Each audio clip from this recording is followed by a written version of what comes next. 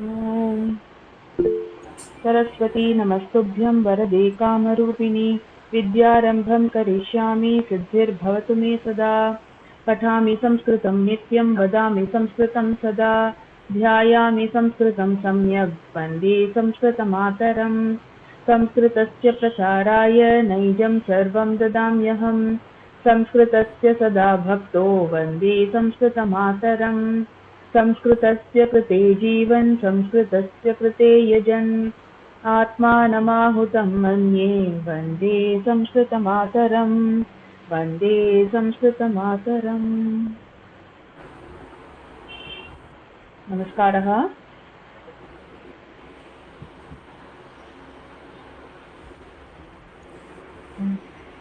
अस्तु,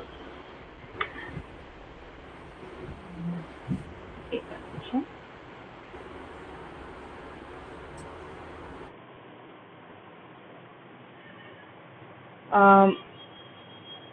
पुनस्वारणं कुर्मः।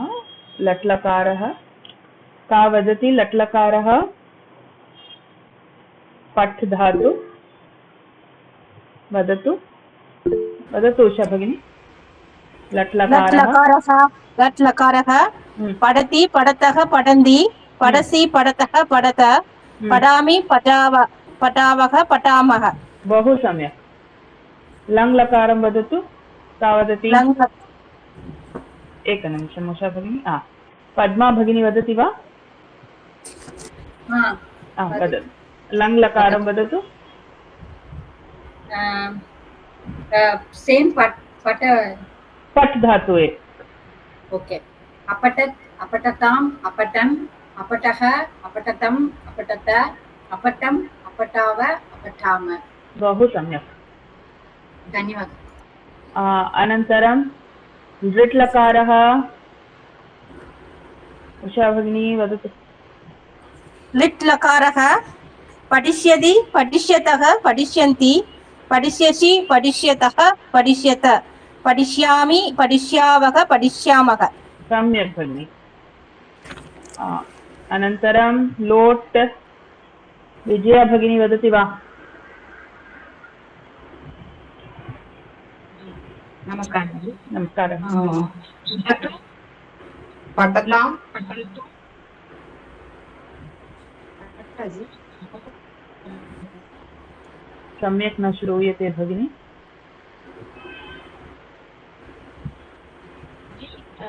நான் அக்கா வீட்ல இருக்கேன் ஜி. நெட்வொர்க் சரியா இருக்கா என்னன்னு வர தெரியல. ओके।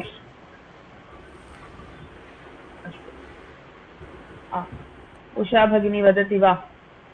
वदतु मैम्। हम्म, लोट् लकारः पठतु पठतां पठन्तु पठ् पठतं पठत पठानि पठाव पठाम। बहु सम्यक्। लट्लकार वन्द् आत्मनेपदी वन्द् धातु वदतु। वन्द् धातु वन्दद वन्देदां न भगिनि, लट्लकारं लट् वन्दते वन्देते। ओके ओके वन्दते वन्देदे वन्दन्ते वन्दसे वन्देदे वन्दत्वे वन्दे वन्दावहे वन्दामहे। सम्यक्। पद्मा भगिनी वदति वा? लङ्लकारः अवन्दत् अवन्दत अवन्देताम् अवन्दन्त अवन्दत्ताः अवन्देताम् अवन्दद्वम् अवन्दे अवन्दावहि अवन्दामहि। बहु सम्यक्। ड्लिट् लकारः ड्रिट् वदतु। उषा भगिनी एव वदतु। विच् वन् जि? ड्रिट् लकारः लिट् लकारः अच्छा ओके। वन्दिष्यते वन्दिष्येते वन्दिष्यन्ते वन्दिष्यसे वन्दिष्येते वन्दिष् सारी वन्दिष्यत्वे वन्दिष्यये वन्दिष्ये वन्दिष्ये वन्दिष्यावहे वन्दिष्यामहे। सम्यक्। पद्मा भगिनी लोट् लकारः वदतु। वन्दतां वन्देतां वन्दन्तां वन्दस्व वन्देत्तां वन्दद्वं वन्दै वन्दावहै वन्दामहै। बहु सम्यक्। अस्तु, अद्य वयं तद् शब्दं कुर्मः। अस्तु, दकारान्तः पुल्लिङ्गः तद् शब्दः। उषा भगिनी पठतु। आम्। प्रथमा सः तौ ते तानि। दकारान्तः वदतु। दकारान्तः पुंलिङ्गः तत्शब्दः। प्रथमा सः तौ ते।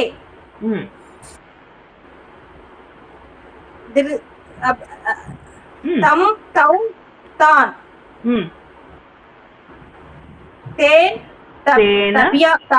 तेन ताभ्यां तैः। तस्मै ताभ्यां तेभ्यः। तस्मात् ताभ्यां तेभ्यः। तस्य द्योः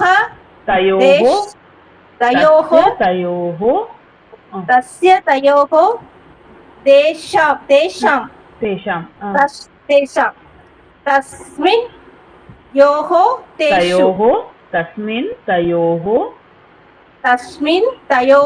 तेषु। सम्यक्। पद्मा भगिनी स्त्रीलिङ्ग। तकारान्तः स्त्रीलिङ्गः तद् शब्दः। तां ते ताः तया ताभ्यां ताभिः। न भगिनी, सा ते ताः तां ते ताः प्रथमतः आरम्भं करोतु। सा ते ताः तां ते ताः तया ताभ्यां ताभिः। तस्यै ताभ्यां ताभ्यः। तस्याः ताभ्यां ताभ्यः। तस्याः तयोः तासां। तस्यां तयोः तासु। सम्यक्, बहु सम्यक्। नपुंसकलिङ्गं। तकारान्तः नपुंसकलिङ्गं तत्शब्दः। तत्ते तानि। तेन ताभ्यां तैः। तस्मै ताभ्यां तेभ्यः। तस्मात् ताभ्यां तेषां। तस्मात् ताभ्यां तेभ्यः।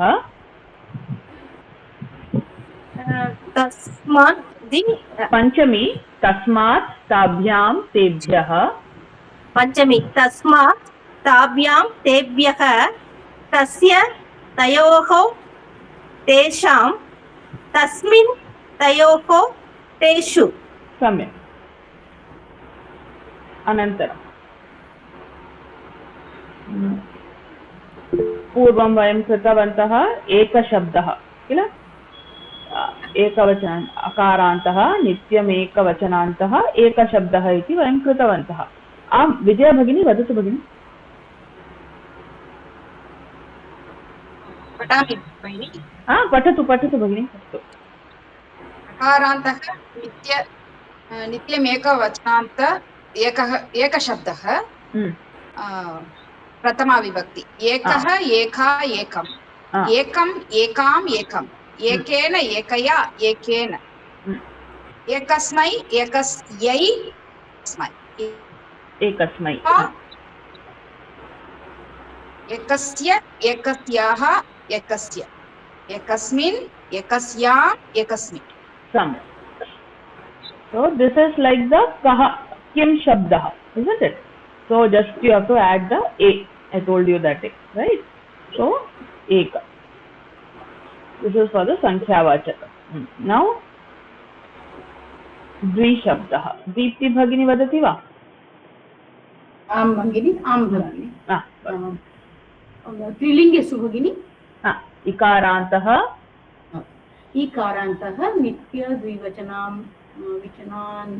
द्विवचनान्तः द्विशब्दः। देवौ द्वौ। पुल्लिङ्गं फुल्लि फस्ट्। पुल्लिङ्गं तादृशमेव। पुल्लिङ्गम् अनन्तरं स्त्रीलिङ्गम् अनन्तरं नपुंसकलिङ्गं। पुल्लिङ्गं द्विशब्दः पुल्लिङ्गं। द्वौ द्वौ द्वाभ्यां द्वाभ्यां द्वाभ्यां द्वयोः द्वयोः। स्त्रीलिङ्गेषु द्वे द्वे द्वाभ्यां द्वाभ्यां द्वाभ्यां द्वयोः द्वयोः नपुंसकलिंग द्वे द्वे द्वाभ्यां द्वाभ्यां द्वाभ्यां द्वयोः द्वयोः सो ऑल सेम बहु सम्यक् अनन्तरं स्त्रीशब्दः उषा भगिनी वदति वा ईकारान्तः नित्यं बहुवचनान्तः स्त्रीशब्दः पुंलिङ्गं त्रयः तिस्यः पुल्लिङ्गं पुल्लिङ्गम् एव वदतु पुल्लिङ्गं त्रयः त्रीन् फस्ट् पुल्लिङ्गं मम फस्ट् पुल्लिङ्गं त्रयः त्रीन् त्रिभ्यः त्रयः त्रीन् त्रिभिः त्रिभिः त्रिभ्यः त्रिभ्यः त्रयाणां त्रिषु त्रिषु अर्थ स्त्रीलिङ्गं तिसः तिसः तिसः त्रिष्वति त्रिशभिः त्रिशभिः तिस्रः तिस्रः तिसृभिः तिसृभ्यः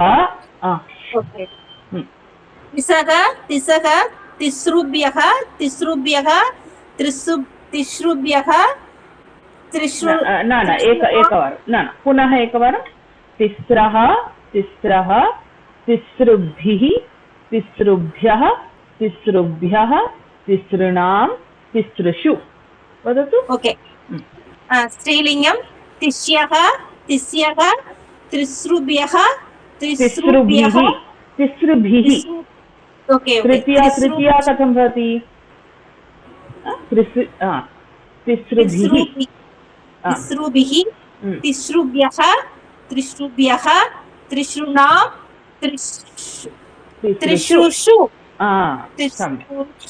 ओके नपुंसकलिङ्गं नपुंसकलिङ्गं त्रीणि त्रीणि त्रिभ्यः त्रीणि अनन्तरं त्रिभ्यः तृतीया मध्ये कथं भवति त्रिभ्यः जी त्रिभ्यः त्रिभिः त्रिभ्यः न भवति किल त्रिभिः त्रिभिः त्रिभ्यः त्रिभ्यः त्रयाणां त्रिषु सम्यक् बहु सम्यक् अनन्तरं पद्मा भगिनी रेफान्तः नित्यं बहुवचनान्तः चतुर्शब्दः चत्वारः पुल्लिङ्गः चत्वारः चतुरः चतुर्भिः चतुर्भ्यः चतुर्भ्यः चतुर्णां चतुर्षु स्त्रीलिङ्गं चतस्रः चतस्रः चतस्रुभिः चतस्रुभ्यः चतस्रुभ्यः चतुर्षु चतस्रुणां चतस्रुषु नपुंसकलिङ्गं चत्वारि चत्वारि चतुर्भिः चतुर्भ्यः चतुर्भ्यः चतुर्णां चतुर्षु चतुर्णां चतुर्षु सम्यक्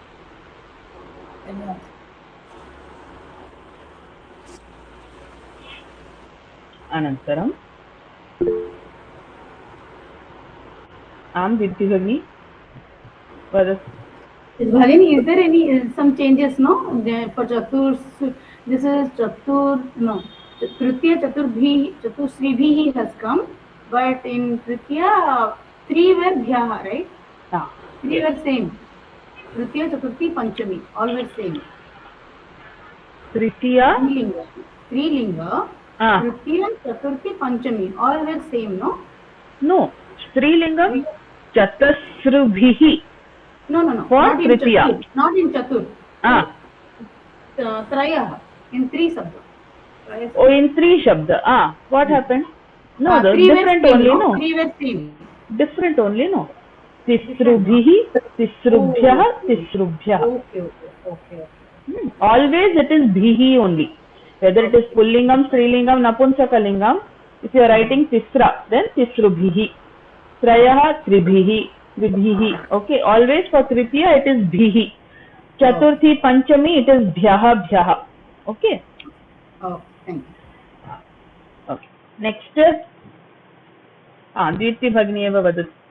पञ्चन् षष् दशन् पञ्चतः त्रिषु लिङ्गेषु समानरूपं समानरूपं भवति किल हा पञ्चन् शब्दं वदतु पञ्चशब्द ओके पुल्लिङ्ग स्त्रीलिङ्ग नपुंसक समानमेव भवति समानमेव भवति पञ्च पञ्च पञ्चभिः पञ्चभ्यः पञ्चभ्यः पञ्चानां पञ्चसु षष् षष् ओके दट् इस् षष् ओके षष् सो प्रथम षट् षट् षड्भिः षड्भ्यः षड्भ्यः षण्णां षट्सु फॉर दशन दश दश दशभिः दशभ्यः दशभ्यः दशानां दशसु सो पञ्चतः सर्वेषां समान त्रिषु लिङ्गेषु अपि समानरूपमेव भवति स्त्रीलिङ्गं वा पुल्लिङ्गं वा नपुंसकलिङ्गं वा रूपं समानमेव भवति सप्त कैन बी ट्राई पञ्चबालकाः पञ्चबालिका पञ्चबालिकाः पञ्च पुस्तकानि तादृशमेव भवति पञ्च पञ्च पञ्च एव किमपि लिङ्गं भवतु अस्तु आम् दीप्ति भगिनी किं वदति कैन बी ट्राई सप्त अष्ट नव like that you can try, no problem, you try just like that, same thing only sapta sapta saptabhihi saptabhyah saptabhyah saptanam saptasu तादृशमेव अष्टभ्यः अष्टभ्यः अष्टानाम् अष्टसु ओके इजी ओनली ओके अस्तु नव नव नवभिः समानमेव नवभिः नवभ्यः नवभ्यः नवानां नवसु थैंक यू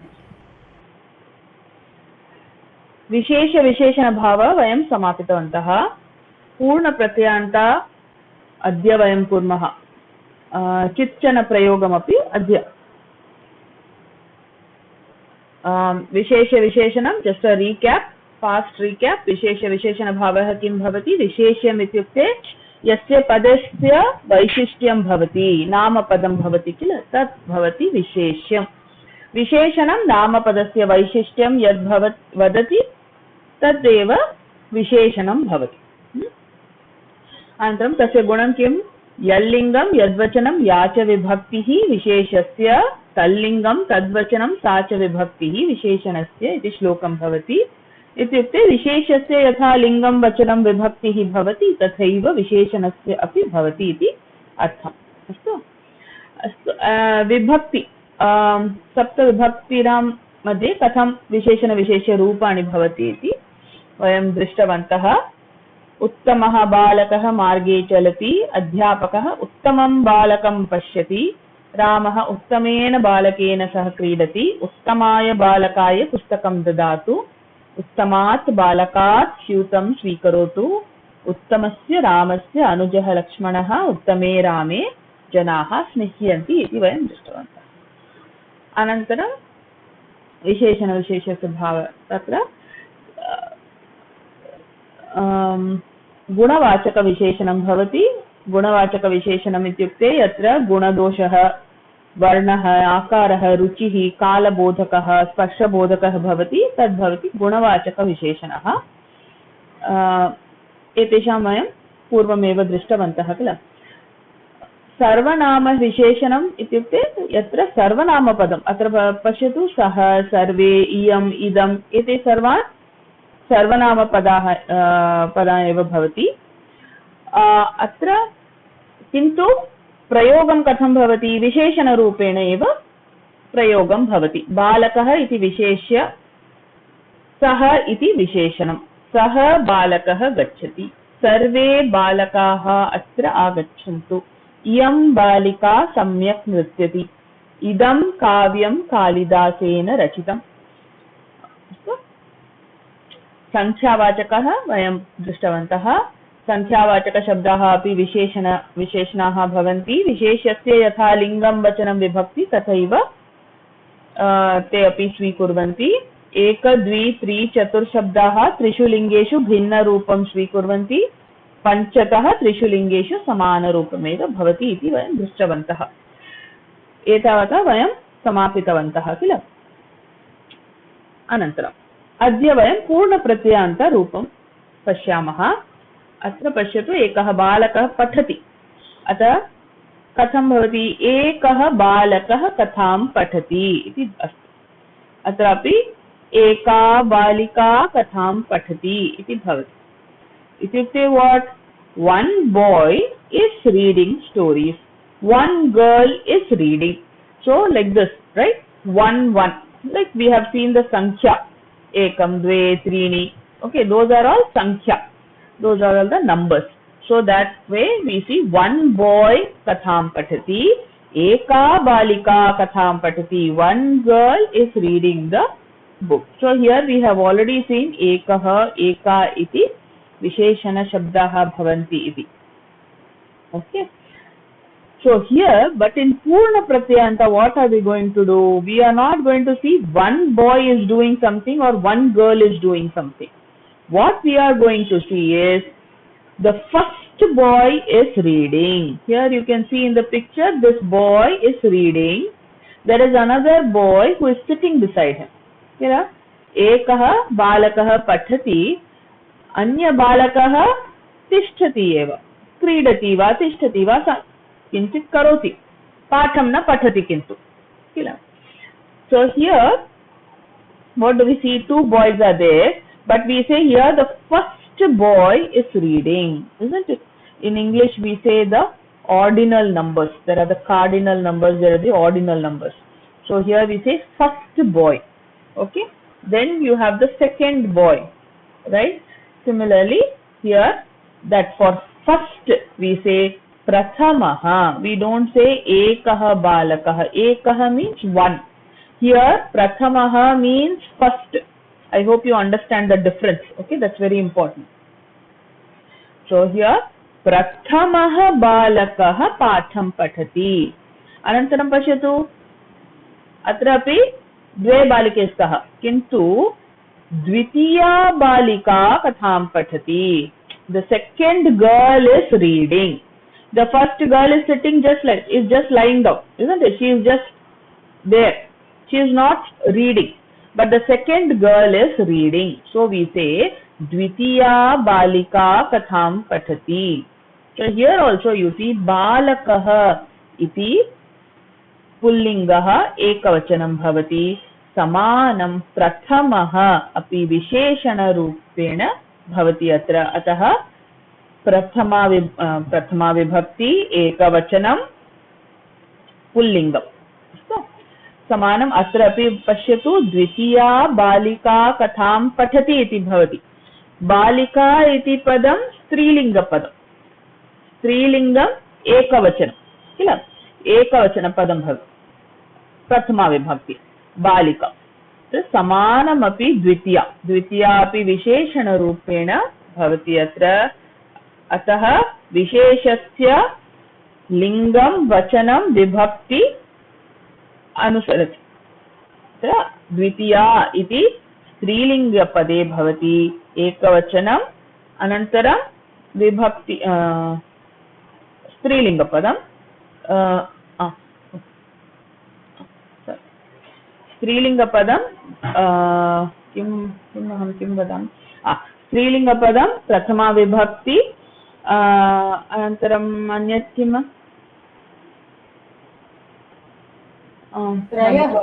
सारी किं भवति? त्रयः वा? तृतीया विभक्ति, is it? No. वचनमपि एकवचनमेव. Sorry, I got distracted a little bit here. Okay. So this is Dvitiya balika. Understood here what I am trying to say? This is the first boy. There is a difference between when you say first and when you say one. One boy is reading is different. But here when I say the first boy is reading, it means there are many boys, and out of that the person who is standing in the beginning, he is standing in the first, he is reading. Similarly here the second girl is reading. I am not saying dve balike or something, right? I am not saying that. I am saying Dvitiya Balika. Okay, so I hope you understand what I am trying to say in the Purna Pratyanta Rupa. Okay, so next I'll show you the other forms how it is done. So here you see the Sankhya is Eka. Sankhya number is 1, but in the Purna Pratyanta Rupam Pullinge katham bhavati Prathamaha. Purna Pratyantaha Pullinge Prathamaha iti Rupam bhavati. Strilinge Prathama. Napunsakalinge Prathamam iti bhavati. Astu. Samanam द्वे इति संख्या भवति किन्तु पुल्लिंगे कथं भवति द्वितीयः इति पुल्लिंगे भवति द्वितीया इति स्त्रीलिंगे नपुंसकलिंगे द्वितीयम्. So you understand, संख्या means 1 2 3 4 5, but पूर्ण प्रत्ययanta when I am saying prathama prathamah prathama prathamam or dvitiyah dvitiya dvitiyam, all these things, here what does it mean? First, second, third, fourth, fifth we say, right? No, that is Purna Pratyanta Rupa. Okay. Then you have Trini, Tritiyaha, Tritiya, Tritiyam iti bhavati. Chatvari, Chaturthah, Chaturthi, Chaturtham. Pancha, Panchamaha, Panchami, Panchamam. Shat, Shashthaha, Shashti, Shashtham. Sapta, Saptamaha, Saptami, Saptamam. Ashta, Ashtamaha, Ashtami, Ashtamam. Nava, Navamaha, Navami, Navamam. Dasha, Dashamaha, Dashami, Dashamam. Atra pashyatu. Here the Rupam you can see a little bit changed. The Prathamaha, Dvitiyaha, Tritiyaha, Chaturthaha, these are little different. But after that if you see, it is all Panchamaha, Panchami, Panchamam, except for Shashthaha. Otherwise it is all the same. Saptamaha, Saptami, Saptamam. Ashtamaha, Ashtami, Ashtamam. We say no, the Tithi also we say. Prathama, Dvitiya, Tritiya, Chaturthi. What is there over today? Sankata Hara Chaturthi. What by Chaturthi? Chaturthi is this Purna Pratyanta. It is the 4th day. That is why we say Chaturthi. Then we say Panchami, Shashti, Saptami, Ashtami. Now Navaratri is coming, so all these days we will be using no Navami. Saraswati Puja is coming, Navami. Then you have Dashami, Dashara is there, Dashami. You say all these things now. Vijaya Dashami. Vijaya Dashami is what we say. So whenever Tithi comes, it is always in the Strilinga form. Prathama, Dvitiya, Tritiya, Chaturthi, Panchami, Shashti, Saptami, Ashtami, Navami, Dashami. So great usage will be there in the Navaratri times. Okay. This much is clear. Next, Ekadasha. So Ekadasha, Ekadashaha, Ekadashi, Ekadasham. Okay.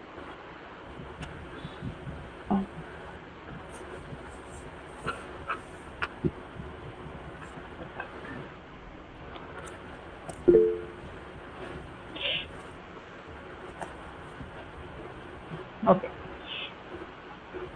Then Dwadasha, Dwadashaha, Dwadashi, Dwadasham. So here you can see all the forms are almost the same. Okay. Trayodasha, Trayodashaha, Trayodashi, Trayodasham. Are you screen sharing? No, na? No. Enama? I didn't There is understand. no screen sharing, right? Screen is not being shared? Oh, so sorry. No. I'm not able to see. Whether all are able to see? No, just No, a it is moment. not. Just a moment. Unable to see.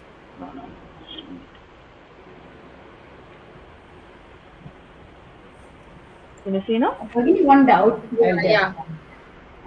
The thing is, we are speaking, no, Ashtami, Navami, Panchami. These are Tithi. These are Tithi. So, because Tithi is a Strilinga Sabda, so we are using that column, right? Strilam, exactly. Tithi is the Strilingam and it forms as a Visheshana Padam, no? Yeah. So what is the tithi? Ekadashi. So tithi is Ekadashi. So tithi is the Vishesham here and Ekadashi becomes the Visheshanam. Yes, got it. Thank you. So here, can you see now? Chaturdasha, Chaturdashaha, Chaturdashi, Chaturdasham. Panchadasha, Panchadashaha, Panchadashi, Panchadasham. Shodasha, Shodashaha, Shodashi, Shodasham. Shodashi we say for Tripura Sundari also, isn't it? Lalita Tripura Sundari, Shodashi. We use these words a lot. Panchadashi, Shodashi. Then Saptadashi, Ashtadashi. Shodasa Puja. Shodasa Puja. Yes, you have no? So Navadasha. So till here, if you see, the forms are almost the same, isn't it? So from Ekadasha to Navadasha, it is the same, you see. In Pullingam, whatever is the Sankhya, just Ekadashaha, Dvadashaha, Trayodashaha, Chaturdashaha, that's how it is going to come. In Strilingam also, all E. Ekadashi, Dvadashi, Trayodashi, Chaturdashi, Panchadashi, Shodashi, like that it comes, right? In Napunsakalingam, all ending with im. Ekadasham, Dvadasham, Trayodasham, Chaturdasham, that is how it is coming, right? After Navadasha comes Vimshatihi. From Vimshatihi, the form changes, okay? So the form here changes. From Vimshatihi, it becomes Vimshati Tamaha, okay? So after Navadasha, from Vimshati, the forms, how will it become? Pullingam, whatever is the Sankhya, you will have to add a Tamaha. In Strilingam, you will have to add a Tami. In Napunsakalingam, you will have to add a Tamam. Okay? So, Vimshati, Vimshati Tamaha, Vimshati Tami, Vimshati Tamam. Okay? Ekavimshati, Ekavimshati Tamaha, Ekavimshati as it is there. After that, Tamaha, Ekavimshati Tamaha. Strilingam, Ekavimshati Tami. Napunsakalingam, Ekavimshati Tamam. Okay? Trimshat, Trimshat as it is there. Just add a Tamaha. So, Trimshat Tamaha, Trimshat Tami, Trimshat Tamam. You can see there is already that it is as it is there, isn't it? We are not changing. It is as it is there, just adding a Tamaha, Tami, Tamam. Okay? Chatvarimshat, Chatvarimshat Tamaha, Chatvarimshat Tami, Chatvarimshat Tamam. Asva Tadrishameva Panchashat Navatihi. Navati Tamaha, Navati Tami, Navati Tamam. Shatam, Shatatamaha, Shatatami, Shatatamam. Clear? Madam, is it like Bandhuvachaka Shabdaha, madam? It's like what, ma? Bandhuvachaka Shabdaha, Pullinga, Strillinga. Janakaha, Janani, Pitamaha, Pitamahi, we used to say, no Namapadam. Vyavaharika Shabda. That is okay, that is different. I think it's better we don't confuse that and this. Because then how will you say for Napunsakalingam, no? Don't confuse that and this. Let that be as it is, okay? Okay. Don't confuse. Because when you try linking too many words, you will only get more and more confused. So let us just, that when it comes to Purna Pratyanta Rupam, from Vimshati, it will always have a Tamaha, Tami, Tamam. Okay? And as you say, that is usually it applies for all the Pullinga and I mean most of them, I won't say all, but most of them it does apply. Strilingam usually you find in Ikarantam, isn't it? Dirgha E. Nadi is there. Nadi is there. So like that, usually in Pitamahi, as you said, Pitamahi is there. Nadi is there. Then what other words? Other words are also. So all these things always ends with the Ikarantam. So Ikarantam, that is Dirgham E, is not there in Pullingam. We don't have a Ikaranta Pullinga Shabdaha iti na bhavat. At least till what I have learned, I have not seen any Ikaranta Pullinga Shabda. It is always a Strilinga Shabda only. Okay. So this much is clear. I'll just go through it once. So here you see, sorry. Okay, we'll just do a small abhyasa. So for Ashitihi, how will it come? Ashitihi is what number? 80. Madam. 80. Very good. 80. So 80 is obviously more than 20, right? More than 90. Correct? So how will it come? Ashitihi. अशीतितमः अशीततमी Ashiti Tami. Then Ashiti Tamam. तमम् Clear? Same way, now one by one you say Pancha Saptatihi is there. Okay? Now who will say Pancha Saptatihi? Usha Bhagini will say Pancha Saptatihi. Okay? Panchasaptahi, Panchasaptatim, Panchasaptatamaha,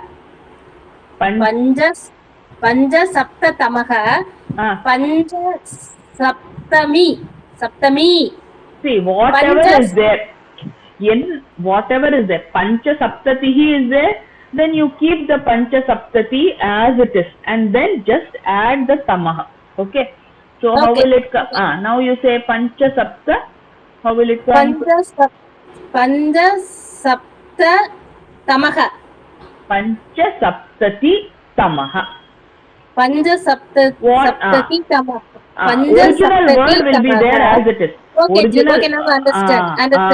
Correct. Panchasaptami, Saptami, Saptati. Saptati, Panchasaptati tamam. Very good, very good. Now, Ekadasha, who will say Ekadasha? Okay, I'm telling. Ekadasah is the Sankhya. So, Pullinga Sabda Ekadasa Tamma. Is that correct? You tell me. I don't think so. What did I say? From 20th, from 20 only you will have this Tamaha, Tami, Tama. Yeah, that's what. So, Ekadasha? Ekadasah, Ekadasi, Ekadasi. That's what. Ekadasah. Dasha. Correct. Ekadasah. Okay. So it is Ekadasha, Ekadashi, Ekadasham. Okay. Shat. Who will say Shat? Myself, madam. Yes, tell please. Shattamah, Shattami, Shattamam. No. Be very clear. Be very clear. Tamaha, Tami, Tamam will come only from 20th, after 19. Okay. From 20th only you will have this Tamaha, Tami, Tamam. But before that, it is different. Shodashaha, Shodashi, Shodasham. Shodash is what number, ma? Sat only, no? That Sabda is Sat. And the word is Sat, right? 16, no? 16. Shodash is 16. Shat is 6. That will say 6. Shat is 6. Shodash is 16. Shashtaha, Shashti, Shashtamam. Shashtha, Shashti, Shashtam. Shannavatihi. Usha Bhagini, you say. Usha Bhagini. Shannavaditamaha, Shannavaditami, Shannavaditam. Tamam. Sorry ma'am. Shannavaditamam. Tamam. Very good. Now shodash. Shodasha. Who will say shodasha? षोडशः षोडशी षोडशम् Vijaya Bhagini. जी षोडश जी षोडशम Did I hear clearly? Shodasha, shodashi, shodasha. Chatvari. Chatvari. चत्वारि चतुर्थः चतुर्थ No, I can't hear anybody. sorry चतुर्थी चतुर्थम Chaturthah, chaturthi, chaturtham. Okay. So you understood how it is coming? So Yeah, from ma'am. ekadashah, from 11. Okay, from ekadashah. From ekadashah till 19. 11 to 19, the form is same. Ekadashah, ekadashi, ekadasham, dwadashah, dwadashi, dwadasham. From 11 to 19, it follows the same pattern. Okay. From 20, there is the tamaha, tami, tamam. Before that, a little bit change. Okay. Clear this much? G இதெல்லாம் புக்ல இருக்கா G பகினி புக்ல இருக்கா இருக்கு புக்ல இருக்கு very clear ma'am Clear, ma'am, clear. புக்ல இருக்கு okay ma'am very clear ma'am but புக்ல படிக்கும்போது நமக்கு ஒரு சமயம் புரியுமா புரியாதா தெரியும் ஸோ ஃபர்ஸ்ட் கிராமர் பண்ணிடுவோம் நம்ம தரோவா okay okay ma'am okay okay okay so பூர்ண பிரத்யாந்தம் இதுதான் பூர்ண பிரத்யாந்தம் தட் இஸ் 1 2ங்கிறது இல்லாம what we say is first second third. For that we use the purna pratyanta. That's the ordinal numbers which we say in English, no? Ordinal numbers. So like we have the parichayah dvitiyah starah bhavati. Right? Dvitiyah means the second step or the second level is parichayah. Praveshah iti प्रथमः स्तरः भवति प्रथमं सोपानं भवति प्रथमः स्तरः भवति परिचयः प्रथमः द्वितीयः स्तरः भवति द्वितीयं सोपानं भवति so it depends on the word what you are using. If I am using the word sopanam, I will use prathamam, dvitiyam. Okay. If I am using the word starah, then I will be using the word prathamah, dvitiyah, tadrasha. Okay. So that is what it is. Now we will start with the chitchana prayogah. So in chitchana prayogah, why do we use this chitchana prayogah? Chitchana prayogah is, say for example, now we have here balakah gacchati. Balakah gacchati. Now you come and ask me, kaha balakah, which boy is going, who is going? If somebody is coming and asking me who is going, but I don't know who is going. When I don't know who is going, what will I say? Some boy is going. That is how my answer is going to be, right? So if I say where did that boy go, I say I don't know where he went. He went somewhere. You understand that usage what I'm trying to say? Somewhere, someone, some boy, somebody, sometime. So whenever we use that kind of, when it is not very clear as to who it is or something which is not very clear, at that time we use this chitchana prayogah.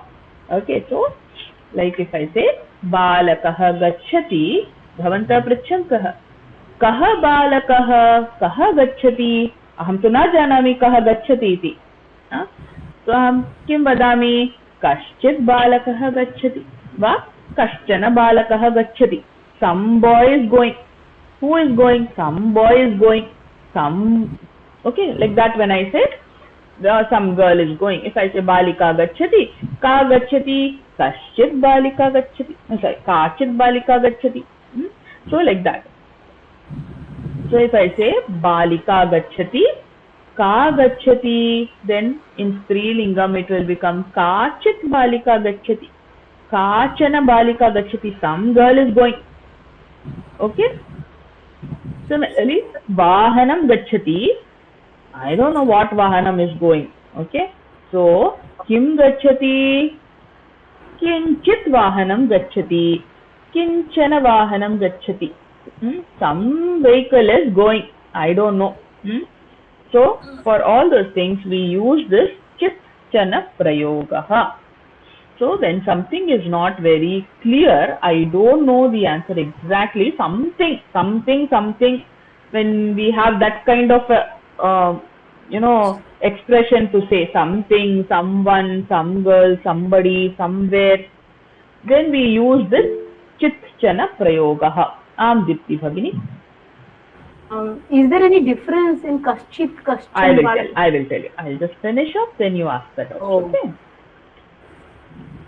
So like that. Okay. So understand, when we use this Chittana Prayoga, then there is something which is not very clear or which is not very, we don't know. Next, what are the features of Chittana Prayoga?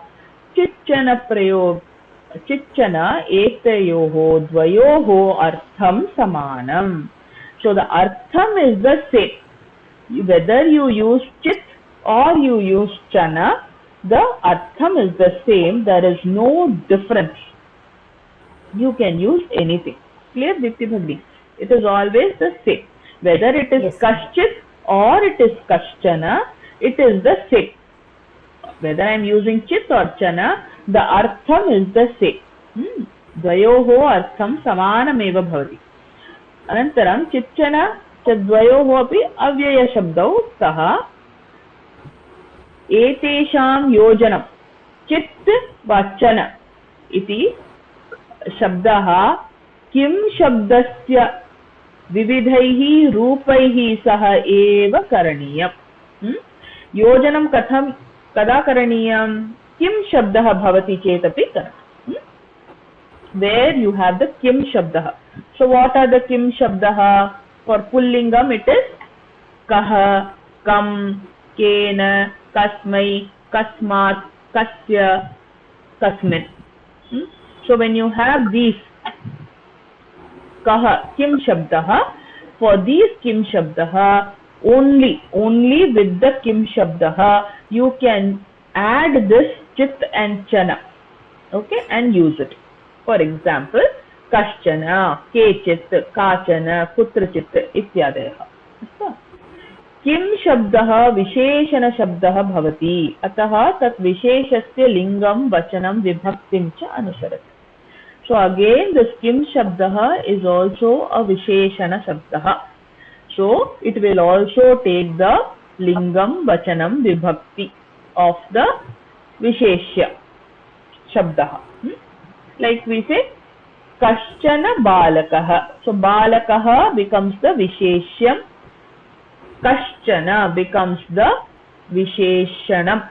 So balakah is prathama vibhakti, pullingam ekavachanam, samanam kaschit api pullingam ekavachanam prathama vibhakti. Astu?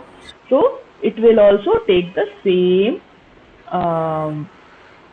lingam vachanam and vibhakti. Clear? So there is no difference in the meaning of chit and chana. Both can be used, whichever suits you. Okay, you can use it. Chit or chana doesn't make any difference in the meaning, or both have the same meaning. Then chit and chana are avyaya padas. Okay, then it can be used only with the kim shabdah, and it is also a visheshana shabdah. Okay. Now we have this pullingam vibhakti madhye. Pullingam ekavachananta roopam katham bhavati? Prathama vibhakti katham bhavati? Kaha, kam, kena, kasmai, kasmat, kasya, kasme. Okay, These are the various forms of the kim shabdah in pullingam ekavachanam. Right? So, how does the chitchana prayogam come? So, first let us see the chit. So, in chit, kaha becomes kaschit, kam becomes kanchit, kena becomes kenachit, kasmai becomes kasmaichit, kasmat becomes kasmach chit, kasya becomes kasyachit, kasmin becomes kasminchit. Okay. Similarly, for the chana prayoga, kaschana, kanchana, kenachana, kasmaichana, kasmachana, kasyachana, kasminchana. So this is for the pullinga padam. Okay. Now we'll see for the napunsakalingam. So napunsakalingam, how is the kim shabdam? Kim, kim, kena, kasmai, kasmat, kasya, kasmin. So here you see the chit, kinchana. Sorry, kinchit, kinchit, kenachit, kasmaichit, kasmachit, kasyachit, kasminchit. Here kinchana, kinchana, kenachana, kasmaichana, kasmachana, kasyachana, kasmanchana. So here you can see you might be having a confusion. What is this? Kim becomes kinchana. Inj comes, isn't it? Here, but kena is kenachit. Kasmai, kasmaichit, kasmaichana, all these things. But here you can see there are some changes in the words before we use the chit. So, I'll tell you one thing. So, in the kim shabdah, if you have a visargam, like we have for kaha you have a visargam. So, the chit and chana prayogam, what will happen? You will have to put the ish in place of the visarga. So, when you put the ish, it becomes kaschit, kaschana. Okay. You remember this, you will never make a spelling mistake. Okay. Then if you have a im, makaraha, im. Okay, like you have in kim, you have im, isn't it? Last. So when you have that, what will happen? In place of the im, it will become inj. So it will become kinchit. So here instead of im, you put the in. Okay. Then you have in. When you have in, like you have in kasmin. Kasmin you have in. Instead of in, you will put a dot, that is the anuswaraha, and then you will put a ish. So it will become kasminchit. So in above the ma you have a dot, and then you have a ish. Okay, so kasminchit. But here it will not change. Kasminchana eva. Kasminchana. Kasminchana. Did I make a step? No. Correct. Oh, then you see it. It is there, like kasmat. It is there. In place of it, itch will come. Okay. In place of it, itch will come. So kasmat. So kasma. In place of it, you have a itch over here, and then chit. So kasmach chit, kasmach chana, like that. Okay. This, if you keep in mind, you will not make any mistake. Okay. Check this spelling.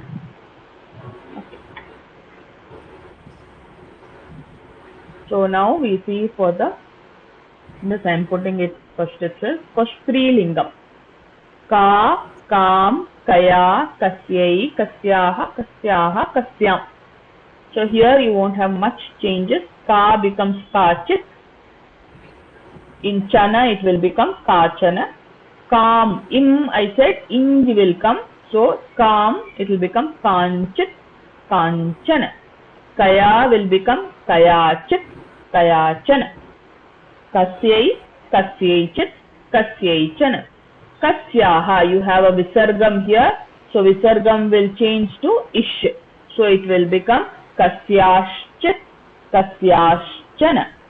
Again you have the same kasyaha, kasyaha, again visargam will change to ish, kasyaschit, kasyaschana. Kasyam is there, kasyanchit, kasyanchana. Okay, im will become inj, so it is changing to inj, kasyanchana. Okay, clear this much? This box which I have given, it is not there in the book. Okay, this you can just take down. This, the conversion which I said, no, this one, where is my book? This one is not there in your book. This you can take down so that you will not make any mistake.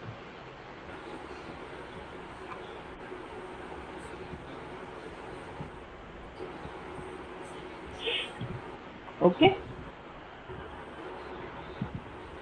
next we go to this kaha, kau, ke. This is all the chichana prayogam. For that you have the kaha, kau, ke, all the three vibhaktis, sorry, all the 7 vibhaktis and the 3 vachanams are here. So for this you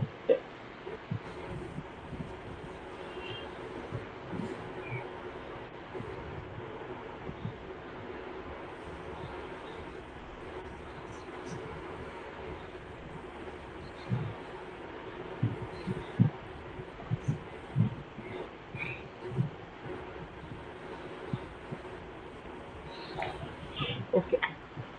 So let us see this. Kaha, kau, ke. How will it come?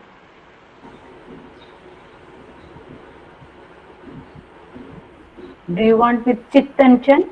You say anything, chitta, chana or whatever.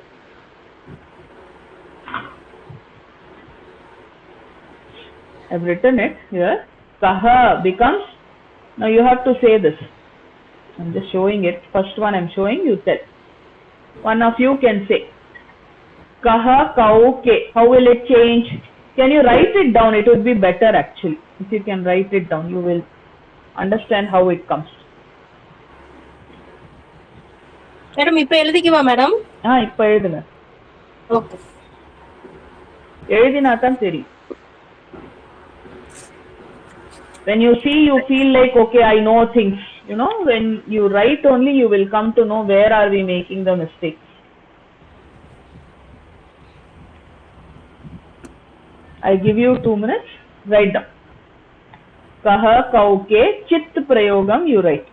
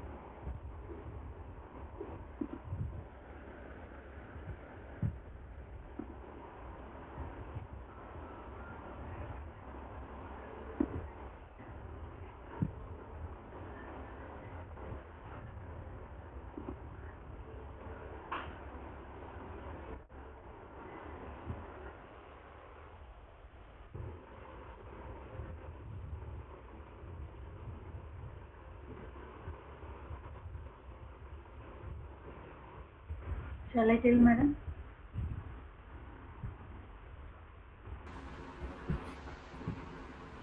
Telma. எது சொல்லணும் madam? இந்த கஷ்டித் சொல்லணுமா இல்ல? What have you written? For kaha, kau, ke, have you written the chit prayogam? Yeah. You tell that. Tell. கஷ்டித், கௌஞ்சித், கேச்சித். Very good. Dvitiya vibhakti. கம் கஷ்டித், கௌ, கௌஞ்சித். For kam, what did you write? Come, I wrote Kanchit. Kanchit, yes, very good. Im is there, no? So im will change to in. So Kanchit, correct. Kanchit, Kauchit, Kan, Nakara is there. So when in is there, what will happen? Kaunchit. One Anuswaraha, and then you will have a ish. So it will become Kanchit. Very good. Tritiya vibhakti. Kenachit, Kabhyanchit, Kaunchit. Kaihi is there. Kaishchit. Kaishchit. When visargam is there, visargam will change to ish. So it will become Kaishchit. Kaishchit. Very good. Very good. Then Kasma for Chaturthi, Kasmaichit, Kabhyanchit, Kebhyanchit. Kebhyah. No. Kebhyah is there. Kebhyah means visargam is there at the end. When visargam is there, what should come? Ish. So kebhyashchit. Kebhyashchit. Then kasmat. Panchami kasmat, kasmachit, kabhyanchit. Very good. Kebhyashchit. Very good. For kasya, shashti, kasyachit. Kasyachit. Kasyachit should not come. Kasyachit. Kasyachit, kayoschit, keshanchit. Very good. For kasmin, shabdami, kasminchit, kayoschit, keshuchit. Very good. Okay. Vijaya Bhagini, can you say for the Chana Prayogam?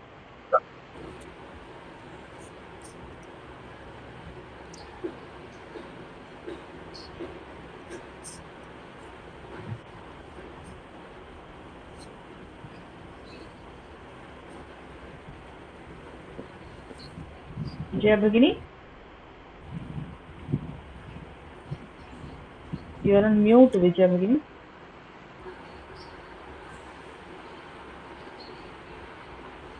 Okay, I will say otherwise. You say. Yeah, if she comes, she will say.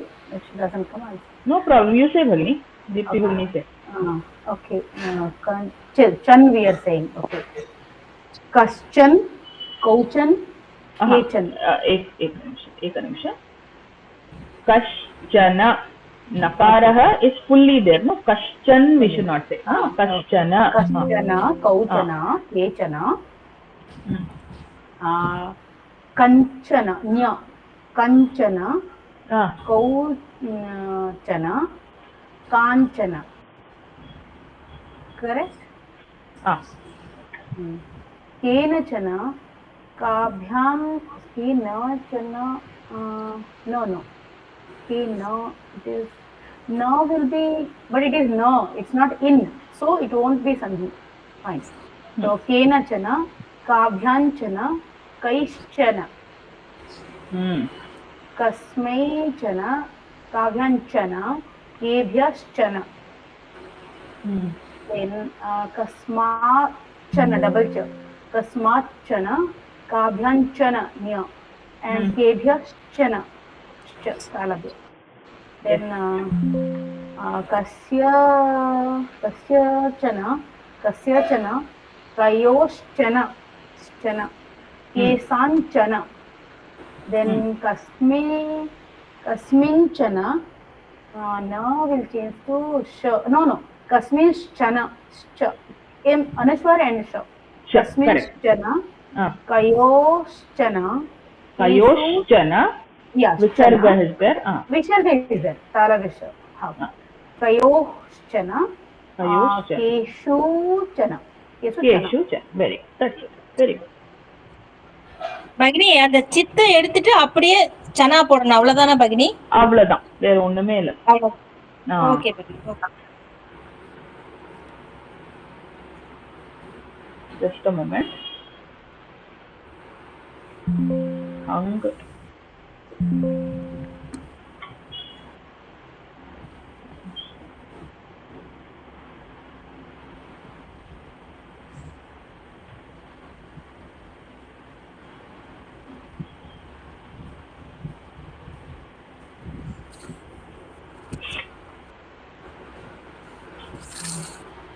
Creating problems with.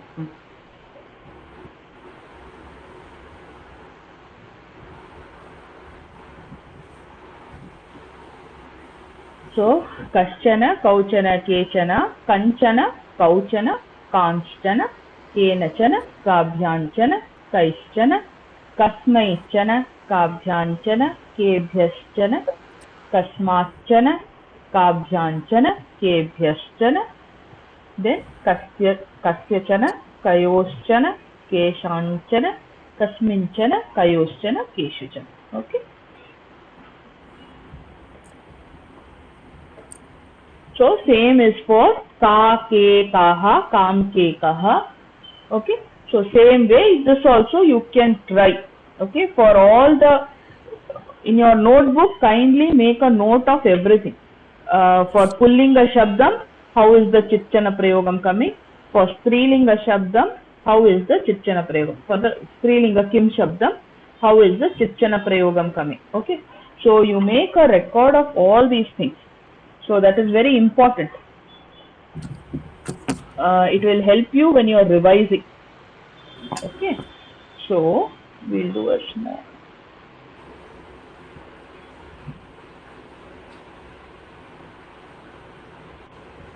So here, okay. So here we have this. So this chitchana prayogaha can be used for the saptakakaraha. So what are the saptakakaraha? What happened?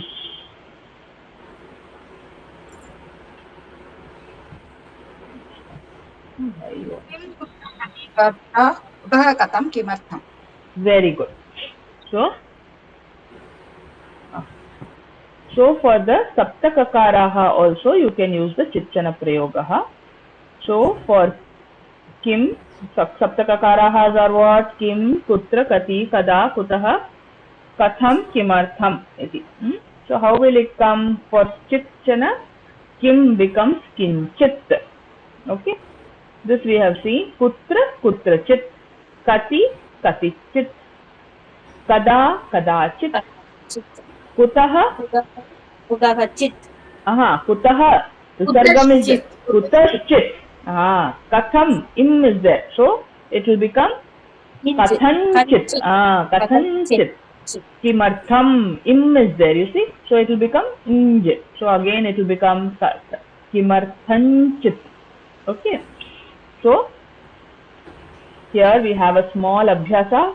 Faster we'll finish this and then we can go ahead. Okay. So now first Deepti Bhagini. For the first one, what will come?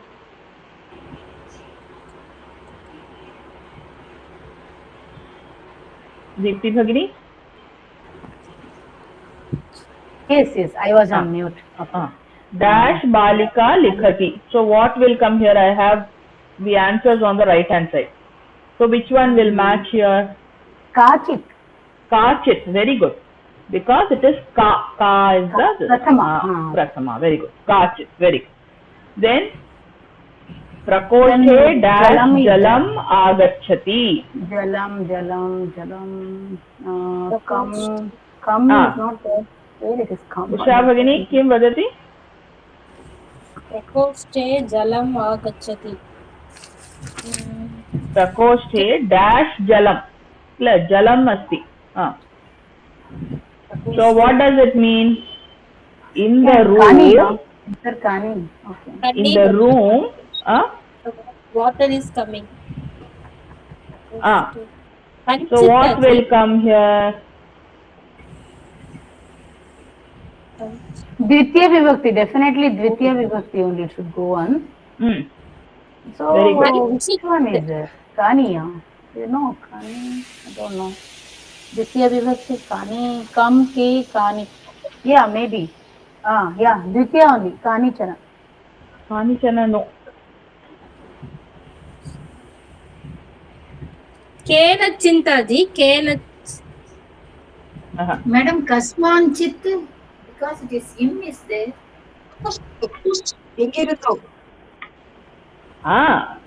Correct. From where?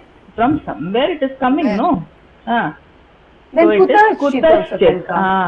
So always remember, so this Chitchana is used with the Kim Shabdam of Pullingam, Strilingam, Napunsakalingam. At the same time, it is also used with the Saptakakaraha. So we can use anyone. So see how it is being used. Next one. Rama dash Mahilaya saha gacchati. Mahilaya saha. Mahilaya iti kim vibhakti bhavati? Vibhakti kim? Tritiya Vibhakti. So which one will come? Mahilaya iti? Kaya. Strilingam. It is Kayachit. Correct. Kayachit. So Strilingam, Tritiya, Kayachit. Next one. Kasmai. Eshaha dash Vidyalaye pathati. So he is reading in some Vidyalayam, in some school. So Kasminchit Vidyalaye pathati. How Kasmai? Kasmai is fourth, no? Fourth, yeah. Kasmai is fourth. Vidyalaye is Saptami. Okay. Kasminchit. So next one. Dash aham granthalayam gacchami.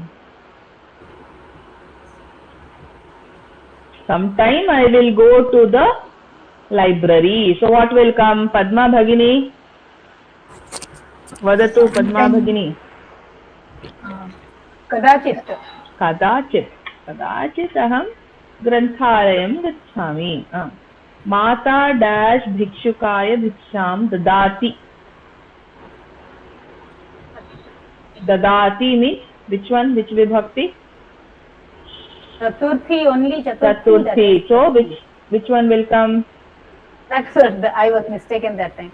Correct. Kasmai chit. Kasmai chit bhikshukaya bhiksham dadati. Asmin vishaye dash vakyani likhata. Kanichana vakyani. Very good. Kanichana vakyani likhata. Vrikshat pushpani patanti. Kasmachit vrikshat pushpani patanti. Avagatam va? The two topics, I hope it is clear. Yeah, madam. Okay. So we'll wind up the class here itself today. Sarve bhavantu sukhinah, sarve santu niramayaha, sarve bhadrani pashyantu, ma kaschid dukkha bhag bhavet. Om Shanti Shanti Shanti. Harihi Om Shri Gurubhyo Namaha. Harihi Om. Hari Om Tatsat. We'll meet in the next class. Probably we will have the class after Navaratri only. Okay.